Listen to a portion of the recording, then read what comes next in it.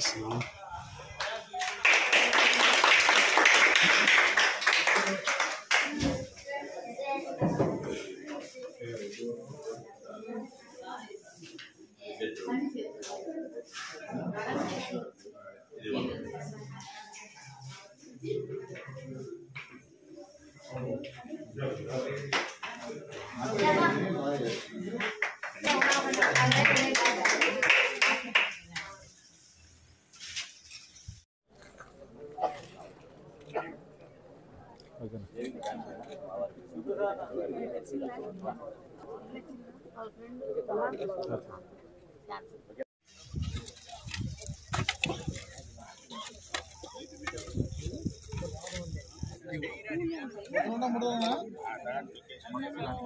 రోజు వచ్చి నీళ్ళు పోస్తుంటాడు.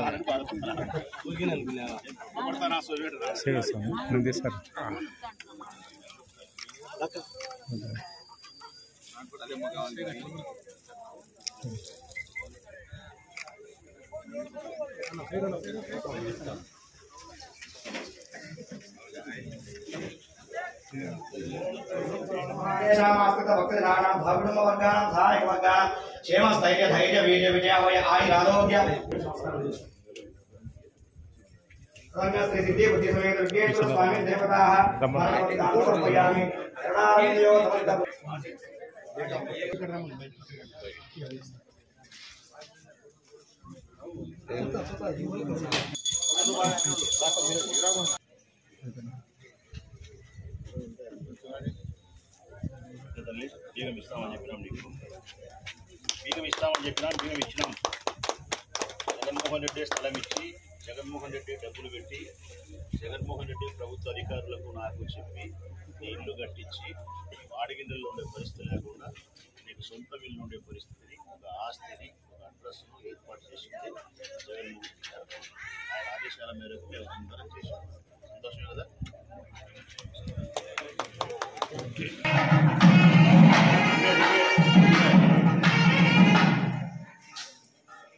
పైకి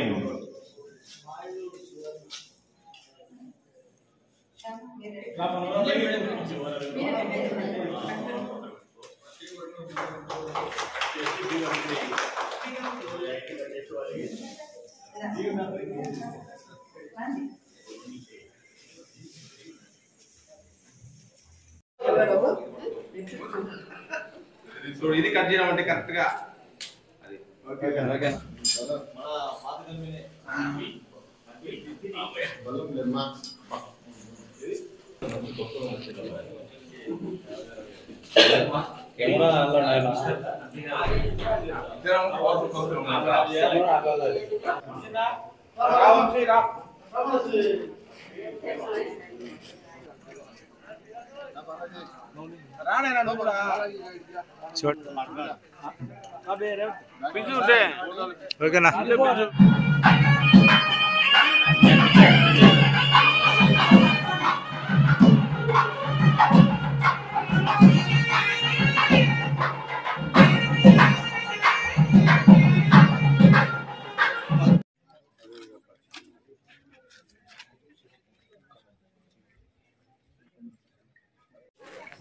ఈ రాష్ట్ర ముఖ్యమంత్రి గౌరవనీయులు మా ప్రీతమ నాయకులు జగన్మోహన్ రెడ్డి గారి జన్మదినాన్ని పురస్కరించుకొని ప్రొద్దుటూరు నియోజకవర్గ వైఎస్ఆర్ కాంగ్రెస్ పార్టీ వైపు నుంచి, ప్రొద్దుటూరు ప్రజలందరి వైపు నుంచి, ముఖ్యంగా ఆయన ప్రభుత్వంలో ఎవరైతే లబ్ధి పొంది సంతోషంగా ఉన్నారో వాళ్ళందరి వైపు నుంచి, వారి ప్రజాప్రతినిధిగా ఈ నియోజకవర్గ ప్రజలందరి వైపు నుంచి జగన్మోహన్ రెడ్డి గారికి జన్మదిన శుభాకాంక్షలు తెలియజేస్తున్నాం.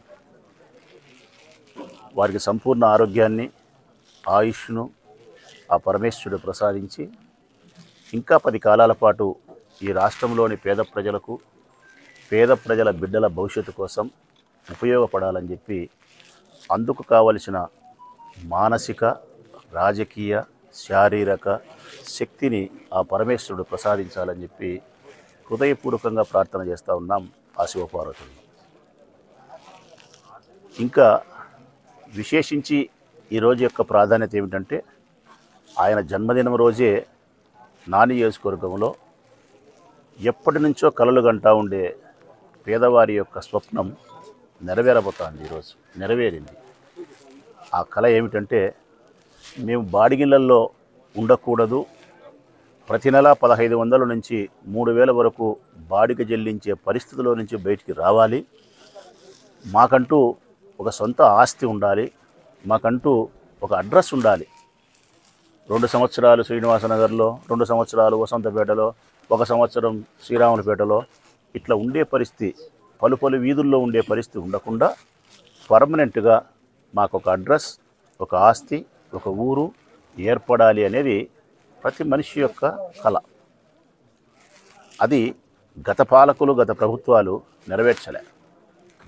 ఈ పేదవారినందరినీ చివరి రోజు 500 1000 డబ్బులు ఇచ్చి వారి బలహీనతను ఆసరాగా వేసుకొని రాజకీయాలు చేసినారే తప్ప, వారి పేదరికాన్ని గౌరవించి ఆ పేదరికంలో నుంచి శాశ్వతంగా బయటికి తీసుకురావాలన్న కృతనిశ్చయంతో కానీ, సత్సంకల్పంతో కానీ, ప్రేమతో కానీ పని చేయలే. ముఖ్యంగా చంద్రబాబు నాయుడు చేయలే పని. ఈ రాష్ట్రాన్ని, ఈ రాష్ట్ర ప్రజల యొక్క అవసరాలను పట్టించుకోకుండా ఈ ప్రజలతో తన అవసరాలు తీర్చుకునేవాడు మాత్రమే చంద్రబాబు నాయుడు. ఆ పరిస్థితుల్లో నుంచి జగన్మోహన్ రెడ్డి 2019 అధికారంలోకి వచ్చిన తర్వాత గడిచిన 5 సంవత్సరాల కాలంలో చాలా మంచి కార్యక్రమాలు చేసినాడు. కొంతమందికి మేము నచ్చకపోవచ్చు, కొంతమంది పెత్తందారులకు మేము నచ్చకపోవచ్చు. మా డబ్బంతా తీసుకుపోయి పేదవారికి పంచుతానడనో, మా డబ్బు తీసుకుపోయి పేదవారికి ఇల్లు కట్టించినాడనో, మా డబ్బంతా తీసుకుపోయి వారికి ఏదో దోచిపెట్టినాడని కొంతమంది మా మీద వ్యతిరేకత అభిప్రాయాన్ని ప్రకటిస్తూ ఉన్న వారికి విజ్ఞప్తి చేస్తూ ఉన్నా, దయచేసి అర్థం చేసుకోండి. ఈ రాష్ట్రానికి సంబంధించిన ఖజానా ఈ రాష్ట్ర ప్రజలందరిది. ఈ రాష్ట్ర ప్రజల యొక్క అవసరాల కోసము, అభివృద్ధి కోసము వెచ్చించాల్సిన బాధ్యత రాష్ట్ర ప్రభుత్వాన్ని ఉంటుంది. ఇందులో మీరే ఒక్కసారి ఆలోచించండి ప్రజలారా. అన్నిటికంటే ప్రధానమైంది, ఏ మనిషికైనా కానీ అభివృద్ధి ప్రధానమా, ఆయుష్ ప్రధానమా, ఆకలి ప్రధానమా? మనం బ్రతికింటే కదా అభివృద్ధి, ఆకలి తీరితే కదా మనం బ్రతికేది.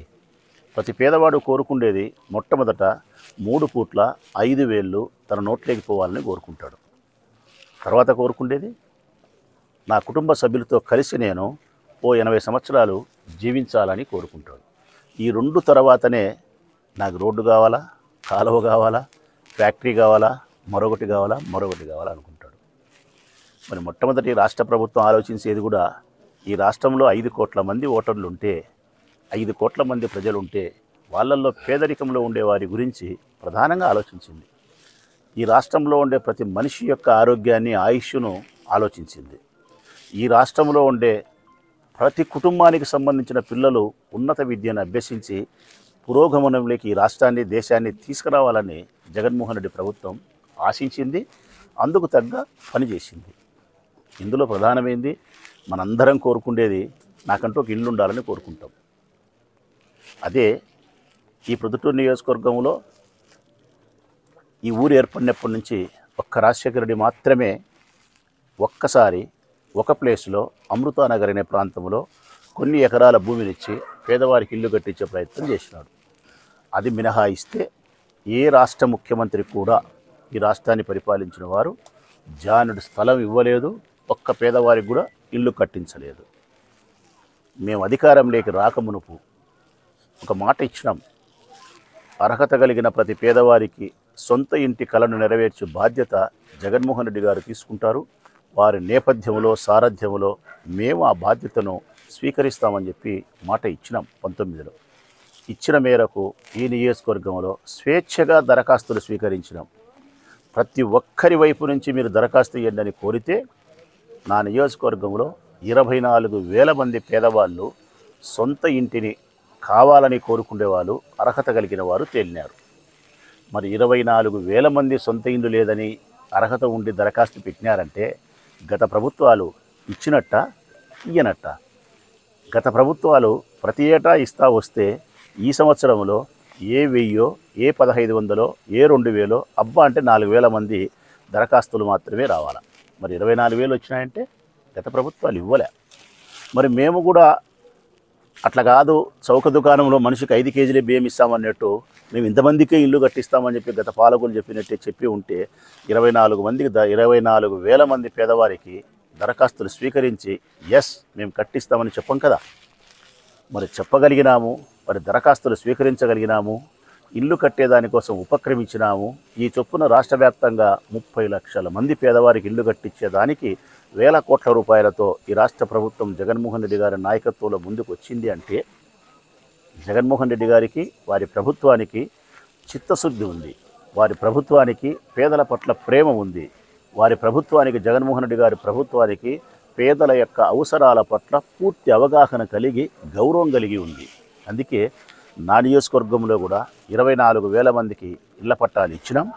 1.25 సెంటు 1.5 సెంటు చొప్పున ఇళ్ల పట్టాలు ఇచ్చినాం. అపార్ట్మెంట్ పద్ధతి కాకుండా స్వతంత్రమైనటువంటి స్థలాన్నే వారికి ఇచ్చి ఇండివిజువల్ హౌస్ను కట్టించే దానికోసం తొలి అడుగు 2 సంవత్సరాల కిందట వేసినాం. అయితే 24,000 మందికి ఇల్లు కట్టించాలన్నప్పుడు వ్యయం ఎంత ఉంటుందో, డబ్బు ఖర్చు ఎంత ఉంటుందో, దానితో పాటు అంతకు మించిన 2 ఇంతలు శ్రమ ఉంటుంది ప్రజలారా. మనం ఒక ఇల్లు కట్టుకోవాలంటే సంవత్సరం పడుతుంది. మన ఇల్లు కట్టుకోవాలంటే, పెద్ద ఇల్లు కట్టుకోవాలంటే 2 ఏళ్ళు పడుతుంది. చిన్న ఇల్లు కట్టుకోవాలనే 8 నెలల కాలం పడుతుంది. ఒక్క ఇల్లు మనము అన్ని సమకూర్చుకొని కట్టుకుంటేనే 8 నెలలు పడితే, సంవత్సరం పడితే 24,000 మందికి ఒకే వ్యక్తి ఇల్లు కట్టించాలన్నప్పుడు వాటికి కావాల్సినటువంటి సిమెంట్ కానీ, ఇటుకలు కానీ, కడ్డీలు కానీ, అనేక రకాల వస్తువులు కానీ, అందుకు కావలసినటువంటి కార్మికులు కానీ, మేస్త్రీలు కానీ చాలా శ్రమతో కూడిన పని. మధ్యలో కూడా మళ్ళీ వర్షాలని, రకరకాల సమస్యలని, ఇబ్బందులు వస్తాయి. అవన్నీ మేము అధిగమించి ఇక్కడ లేకపోతే, అందుకు తగ్గ కార్మికులు అంతమంది లేకపోతే జార్ఖండ్ నుంచి కూడా శ్రామికులను తెప్పించి ఇక్కడే వారికి షెల్టర్ ఏర్పాటు చేసి 24,000 మందికి ఇల్లు కట్టించే కార్యక్రమం శ్రీకారం చుట్టాం.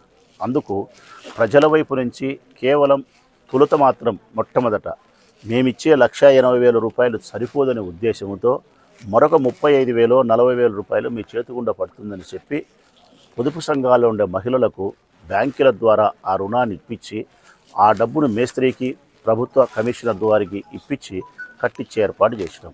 అయితే అది కూడా భారం అని చెప్పి ప్రజలు మరీ ఎక్కువ అభ్యర్థించడం చేత కట్టే విషయంలోనే కొంత రాజీ పడి ఆ 35,000ను కూడా వాళ్ళ దగ్గర నుంచి తీసుకోకుండా ప్రతి పైసా ప్రభుత్వం ద్వారానే చెల్లించి వారికి ఇల్లు కట్టించే కార్యక్రమంలో మరొక అడుగు ముందుకేసినాం.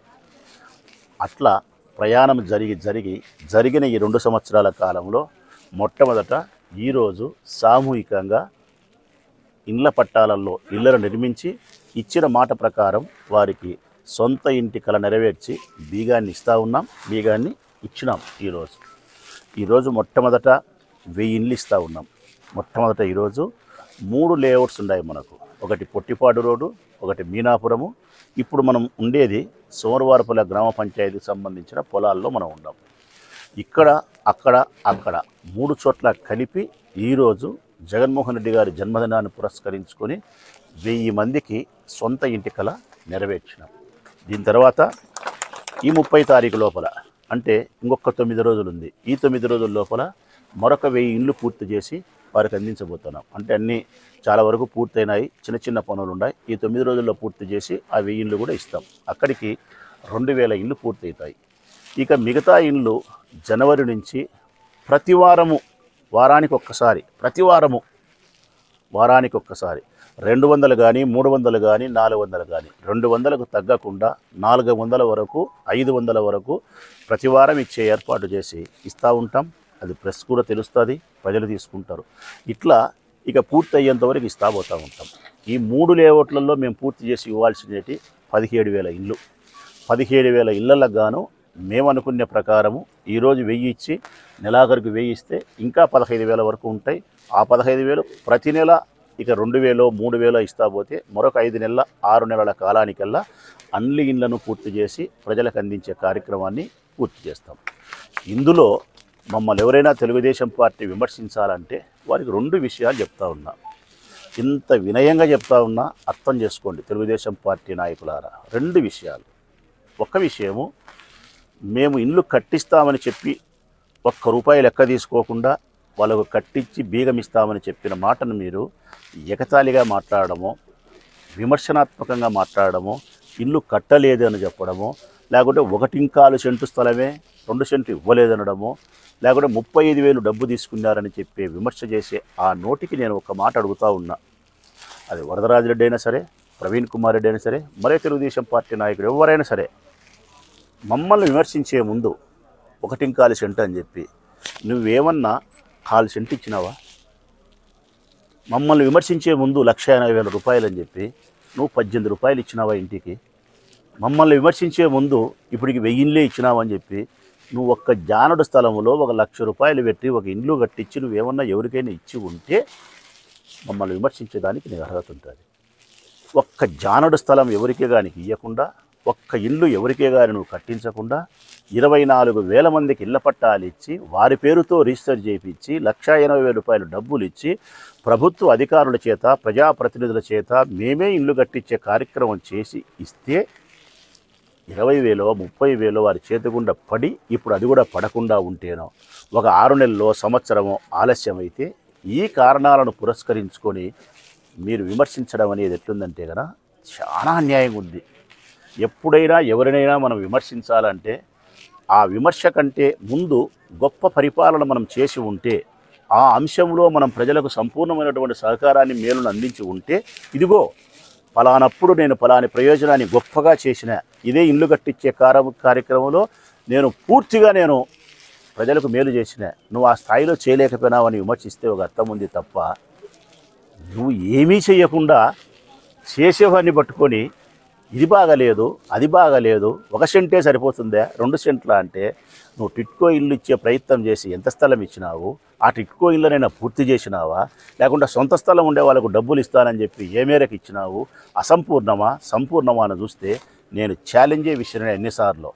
ఈ ఒక్క ప్రొద్దుటూరు నియోజకవర్గంలో మీరు సొంత స్థలం ఇచ్చి పూర్తి డబ్బులతో ఒక ఇల్లు కట్టించి ఉంటే నేను నామినేషన్ వేయనని చెప్పిన, కానీ నా ప్రశ్నకు మీకు సమాధానం లేదు, కానీ విమర్శ మాత్రం చేస్తారు. ఇక రెండవది, ఏదైనా మేము ఈ ఇండ్ల విషయంలో మా వైపు నుంచి ప్రజలకు ఇబ్బంది కలిగించినాం, పొరపాటు జరిగింది, ఆలస్యం జరిగింది, మా తప్పు ఏదన్నదంటే మేము అంగీకరిస్తున్నాం. పూర్తి స్థాయిలో 199% మీకు ఇచ్చిన మాట నిలబెట్టుకుంటా ఉన్నాం. మీకు ఇచ్చిన మాట ప్రకారం మేము స్వతంత్రమైన ఇంటిని మీకు ఇచ్చినాం, పూర్తి డబ్బులతోనే మీకు కట్టించి ఇస్తా ఉన్నాం. మేము ఎక్కడైనా మీకు క్షమాపణ కోరాలి అంటే 1 సంవత్సర కాలం సమయం ఆలస్యమైంది. ఆలస్యం కావడానికి కారణం చెప్పిన 24,000 ఇల్లు కట్టించాలంటే శ్రమతో కూడిన పని కాబట్టి సంవత్సరం ఆలస్యమైంది. నిజంగా మేము దొంగలమైతే ఈ ఎలక్షన్ నాటికే 17,000 ఇళ్లను పూర్తి చేసి మీతో ఓటు వేయించుకోవాలనే స్వార్థపూరితమైన ఆలోచన చేసినాం. మాకు ఆ ఉద్దేశం లేదు. ఎన్నికలకు మీ సొంత ఇంటి కల నెరవేర్చడానికి ఏమాత్రం సంబంధం లేకుండా ఎన్నికల తదుపరి కూడా మీరు మాకు ఓటు వేసినా వేయకపోయినా కూడా మిమ్మల్ని సొంత ఇంట్లో చేర్పించే బాధ్యత జగన్మోహన్ రెడ్డి గారి ప్రభుత్వంలో ఈ ఎమ్మెల్యే రాచమల్లి శివప్రసాద్ రెడ్డి నాకు సంబంధించిన నా వారిదే. కాబట్టి మీకు ఇచ్చిన మాట ప్రకారం అన్ని ఇళ్లను పూర్తి చేసి మీకు ఇవ్వడానికి ఈరోజు తొలి అడుగు జగన్మోహన్ రెడ్డి గారి జన్మదినాన ప్రారంభమైంది. మరొక 5-6 మాసాల లోపల అందరికీ మీకు ఇల్లు వస్తాయి. ఈరోజు 1000 మందికి ఇస్తూ ఉన్నాం, నెలాఖరుకు మరొక 1000 మందికి ఇస్తూ ఉన్నాం. మళ్ళీ నెక్స్ట్ జనవరి 7-8 తారీఖుల్లో మరి ఒక 200, 300, 400 ఇస్తాం.